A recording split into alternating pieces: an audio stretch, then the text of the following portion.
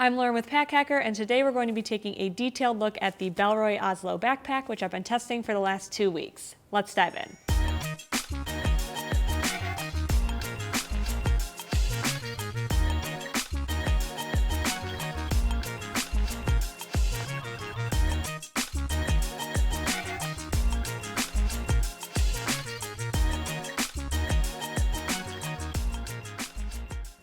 So the colorway that we have here is the bronze colorway, and this one comes in a Bita nylon, which is 100% recycled.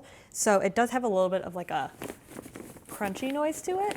It's very thick and sturdy, and it feels very durable, but it's also like weatherproof. So in general, the material itself is pretty solid. I really didn't have any issues with it, like developing any sort of, like creases or anything like that. The biggest thing really is the crunch. And if that's something that's gonna bother you, there are other colorways that aren't made with this material specifically. So there are some different options there. So the bag itself on the outside is fairly simple. This is a magnetic fidlock closure. So this is what opens and closes the bag, just access to the main compartment there.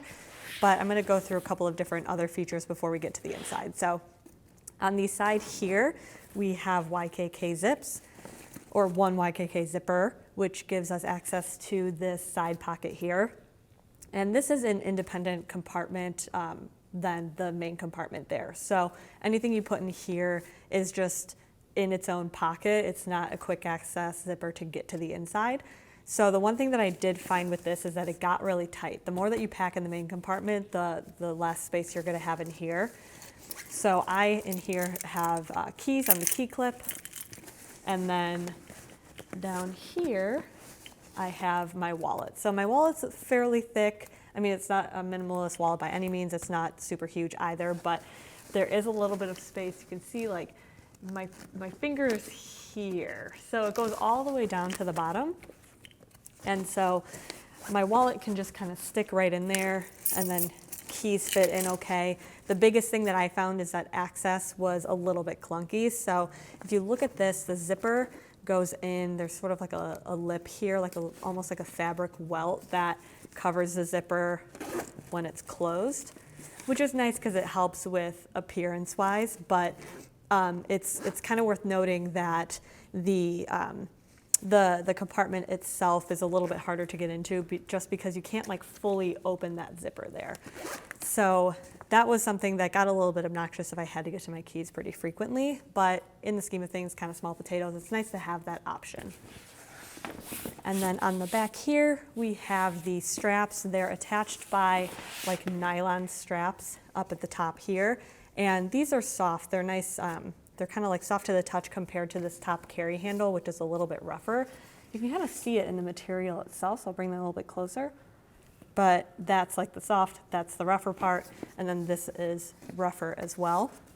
One thing, or a couple of things to note with the straps, they do flip around pretty easily, and it's kind of nice because they're super low profile to the bag itself, so that is a huge benefit. But I did notice that if I went to go like grab it from my car or go and put this on, sometimes I would end up with it on like this, and I wouldn't really notice if I had a jacket on, so it kind of impacted comfort. You had to like when I would put this on, I had to make sure that the straps were how they were supposed to be before I, got actually going. It wasn't kind of like a quick put on.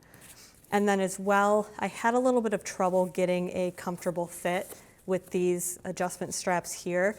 They kind of felt like they were loosening over time. It wasn't anything intense, but I would like put it on and this strap would be a little looser than this one, and then I would adjust it, and then like the next time I put it on, this one would be a little looser than this one. So it was really hard for me to just like set it and forget it. They didn't come apart. Like when I tested the Bellroy flight bag, the straps didn't actually like stay connected at all. They basically lost all of their adjustment. But with these, they adjust pretty easily, even when the bag is on, and then they keep their adjustment for the most part. It's just very subtle that I felt like I was losing it. So something to keep in mind as well.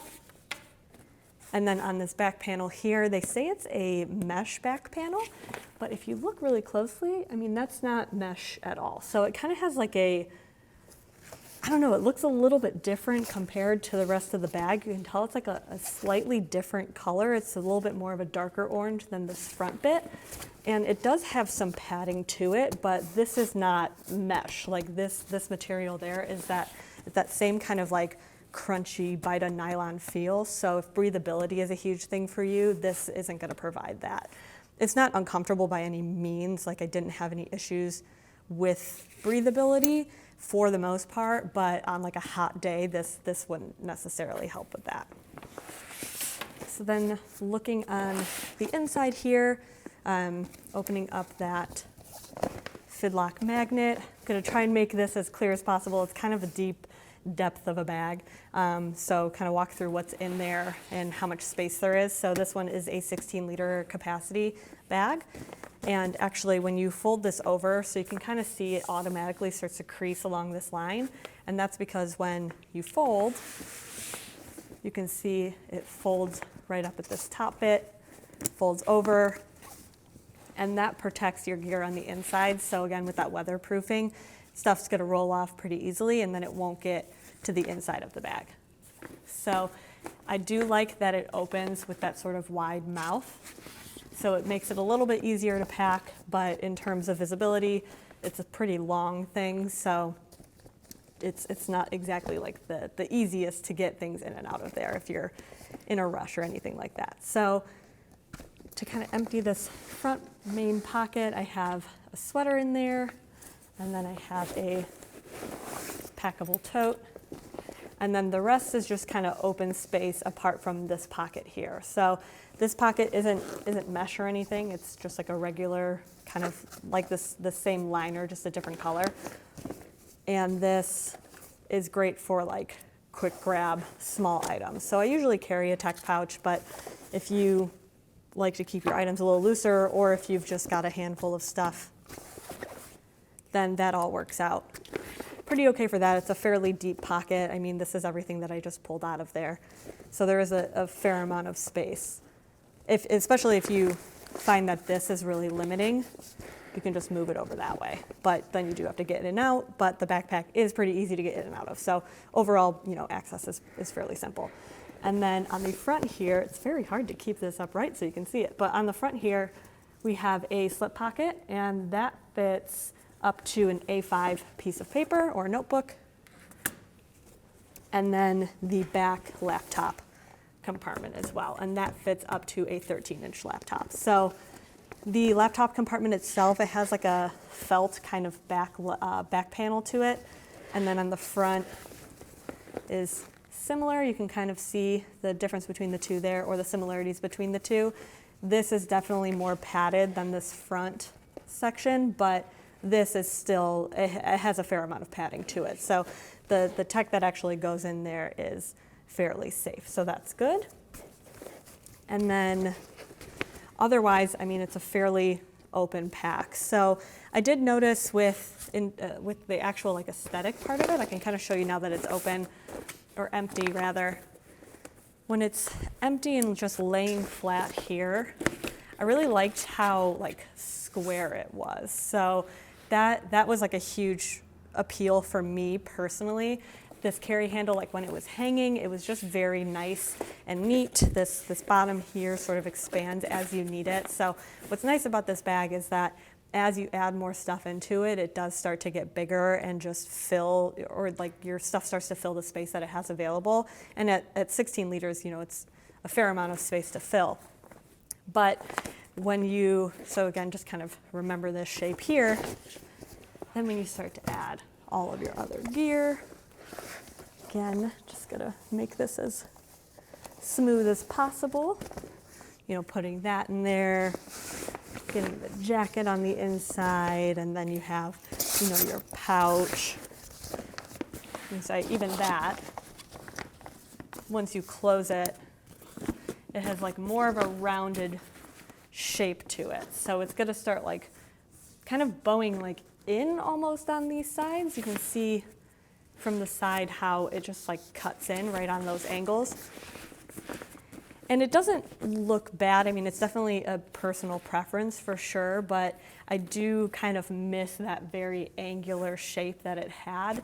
I think that, you know, this like rounded shape kind of is like disjointed with it. And that's definitely a personal preference, but just something to keep in mind if you see, you know, that more angular shape, that it doesn't necessarily stay that way once you start getting all of your gear in it. But overall, it's a fairly simple backpack. I mean, accessibility, like I mentioned with this pocket here, is a little bit clunky, but getting into this main compartment is as easy as just pulling down that fidlock closure. You can see that it's just like a open bottom there, and then it just snaps in. Let me actually turn that to the side so you can see it. Snaps in like that, and it's fairly secure.